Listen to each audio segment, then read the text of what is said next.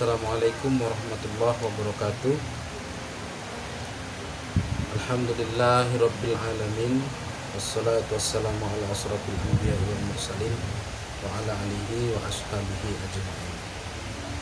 Pertama sekali, marilah kita kembali bersyukur kehadirat Allah Subhanahu wa taala yang telah memberikan begitu banyak sarana, prasarana, nikmat kepada kita semua, sehingga pada kesempatan kali ini kita masih dapat melaksanakan aktivitas hidup dan kehidupan kita. Mudah-mudahan segala aktivitas hidup dan kehidupan kita ini senantiasa berada di bawah petunjuk dan karunia Allah Subhanahu wa taala. Baiklah, pertama sekali yang saya hormati Ibu pembimbing atau sebagai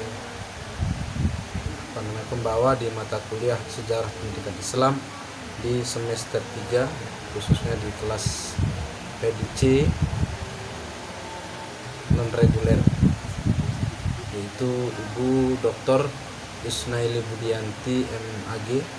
Mudah-mudahan Ibunda senantiasa diberikan kekuatan, kesehatan oleh Allah Subhanahu wa taala dalam menjalankan amanah aktivitas pembelajaran, khususnya di Universitas Pasca Sarjana UINSU Kota Medan. Yang alhamdulillah pada kesempatan kali ini juga mendapatkan amanah sebagai prodi kita, mudah-mudahan senantiasa dapat menjalankan aktivitas dengan sebaik-baiknya. Baik, pada kesempatan kali ini saya ingin menyampaikan terkait dengan tugas pembuatan video terkait dengan salah satu materi yang terkait dengan sejarah pendidikan Islam. Pada kesempatan kali ini tentu yang pertama yang ingin saya sampaikan bahwasanya pada mata kuliah ini seluruh mahasiswa diharapkan mampu memahami dengan benar dan baik, khususnya tentang sejarah pendidikan Islam yang ada di Indonesia, di mana diharapkan dengan mengetahui sejarah pendidikan Islam yang ada di Indonesia ini ada beberapa manfaat ataupun ada beberapa pemahaman dan ilmu yang bisa nanti dipraktekkan di lapangan terkait dengan pendidikan tentunya. Baiklah, tentu sebagai pembahasan atau pertemuan awal yang harus diketahui oleh seluruh mahasiswa, yaitu memahami dengan benar isi silabus dari sejarah pendidikan Islam. Namun pada kesempatan ini saya ingin mencoba menyampaikan terkait dengan sejarah pendidikan Islam setelah Indonesia merdeka. Nah, sejarah pendidikan Islam setelah Indonesia merdeka itu tentu tidak lepas pengaruhnya,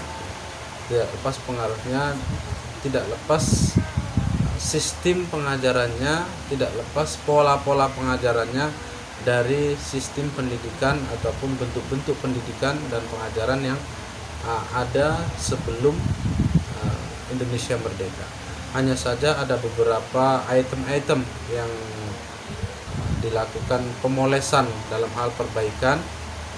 Tentu ini dipengaruhi dari beberapa faktor ya, khususnya tidak lepas juga dari faktor penjajah yang datang ke Indonesia dalam rangka melakukan proses pendidikan di Indonesia. Yang awalnya pendidikan di Indonesia itu, khususnya pendidikan Islam itu murni pendidikannya itu dilakukan di surau-surau, di masjid-masjid, dan dilakukan melalui sistem alaqah ataupun dengan cara mujakaroh. Nah, itu pendidikan yang sangat orisinil, memang pendidikan Islam yang sangat orisinil, yang tidak bisa lepas dan terlepaskan dari sistem atau pola-pola pendidikan yang ada di Indonesia. Bahkan ada juga pendidikan yang cukup memberikan warna dalam melakukan perkembangan pendidikan Islam di Indonesia, yaitu pendidikan melalui pesantren, pondok pesantren. Jadi istilah mondok, istilah pesantren ini adalah suatu pola pendidikan yang memang sudah ada sebelum Indonesia merdeka. Nah, setelah Indonesia merdeka, barulah pendidikan ini, jika kita perhatikan, memiliki beberapa tahapan atau fase. Setidaknya dibagi menjadi beberapa fase atau tahapan. Tahapan yang pertama yaitu tahapan di masa Orde Lama. Kemudian tahapan yang kedua yaitu tahapan di masa Orde Baru. Tahapan yang ketiga yaitu tentu tahapan di masa Reformasi. Nah, ketiga tahapan ini memberikan warna yang berbeda-beda dalam proses pelaksanaan pendidikan, baik sistem pendidikannya, tata kelola pendidikannya, kemudian pendidiknya, dan kitab-kitabnya dan lain sebagainya. Nah, itu semua memiliki pola-pola yang berbeda, tetapi masing-masing fase itu tentu diharapkan semakin hari sampai dengan saat ini memberikan sebuah sistem ataupun pola yang lebih baik lagi dibandingkan dengan masa-masa yang lalu.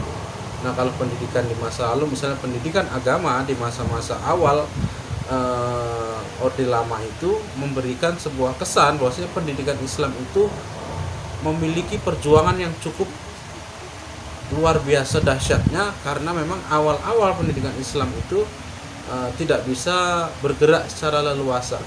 Nah, di Orde Lama itu mulailah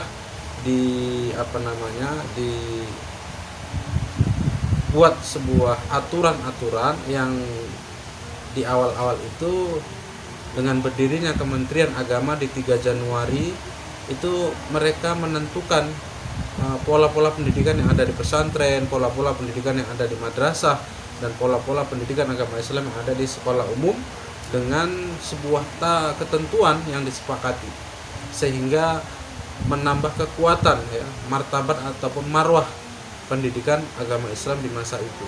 Nah, kemudian di masa Orde Baru, pendidikan Islam itu juga mulai sudah dikuatkan dengan adanya SKB 3 Menteri, adanya sebuah kerjasama antara Menteri Agama, Kementerian Keagamaan, kemudian Menteri Dalam Negeri, dan Menteri Menteri Dalam Negeri, Menteri Agama, dan Menteri Pendidikan dan Kebudayaan. Jadi 3 kementerian ini bersinergi dalam rangka untuk melihat celah-celah mana yang memang dianggap bisa menambah marwah dan kekuatan dari pendidikan agama Islam. Sehingga pada akhirnya di masa Orde Baru itu pendidikan agama Islam atau tamatan pendidikan agama Islam itu memiliki kekuatan ijazah secara hukum, memiliki kekuatan ijazah secara legalitas sehingga diakui, sehingga tamatan-tamatan dari sekolah-sekolah madrasah, tamatan-tamatan dari sekolah pesantren bisa melanjutkan ke jenjang-jenjang pendidikan umum. Nah, ini adalah sebuah kemajuan-kemajuan yang muncul di tengah-tengah proses sejarah pendidikan Islam. Namun tidak dapat dibungkiri memang bahwasanya ketika kita melihat kurikulum yang ada di pendidikan agama Islam itu, bahkan bukan hanya pendidikan agama Islam, tetapi sekolah-sekolah umum juga mengalami perubahan-perubahan dari mulai awal Orde Lama, Orde Baru, bahkan sampai sekarang ini mengalami perubahan-perubahan. Yang mana perubahan-perubahan ini dengan tidak menghilangkan pola-pola lama, justru pendidikan-pendidikan, pola-pola kurikulum yang baru ini semakin mempoles, menambah, kemudian melengkapi apa-apa yang memang masih perlu ditambah, apa-apa yang masih perlu dilengkapi, sehingga sampai saat ini kita kenal dengan istilah pendidikan berkarakter. Jadi secara singkat inilah kita lihat secara umum nanti secara detail pembahasannya bisa kita bahas di setiap pertemuan dari sebanyak 14 silabus yang terlampir di di silabus kita ini. Mudah-mudahan ini menjadi pengantar yang bermanfaat bagi kita dalam melaksanakan pembelajaran di mata kuliah sejarah pendidikan Islam. Mohon maaf atas kekurangannya, terima kasih perhatiannya. Kita akhiri dengan ucapan hamdalah, alhamdulillahirabbil alamin. Assalamualaikum warahmatullahi wabarakatuh.